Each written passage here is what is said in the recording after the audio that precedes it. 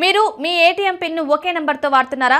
లేదా మీ పిన్ను గుర్తుంచుకోవడానికి మీ పుట్టిన తేదీని ఉపయోగించడం వంటి పిన్ను వాడుతున్నట్లయితే జాగ్రత్తగా ఉండాలని నిపుణులు సూచిస్తున్నారు. ఎందుకంటే సైబర్ దొంగలు మీ ఏటీఎం పిన్ను హ్యాక్ చేయవచ్చు. సైబర్ సెక్యూరిటీ నిపుణుల అభిప్రాయం ప్రకారం 1234 అనేది ప్రపంచంలో ఎక్కువగా ఉపయోగించే పిన్. అలాగే 000011112222333312121122 వంటి పిన్లను సులభంగా హ్యాక్ చేయవచ్చు. మీ పుట్టిన తేదీని ఉపయోగించి మొబైల్ నెంబర్లోని చివరి 4 అంకెలను పిన్గా ఉపయోగించడం అత్యంత ప్రమాదకరమని నిపుణులు హెచ్చరిస్తున్నారు. ఎందుకంటే ఈ సమాచారాన్ని పబ్లిక్ డొమైన్ ద్వారా సులభంగా కనుగొనవచ్చు. చాలా మంది ఏటీఎం పిన్ల కోసం కారు నెంబర్లను ఉపయోగిస్తారు, కానీ ఇది హ్యాకింగ్కు సులభతరం చేస్తుందంటున్నారు.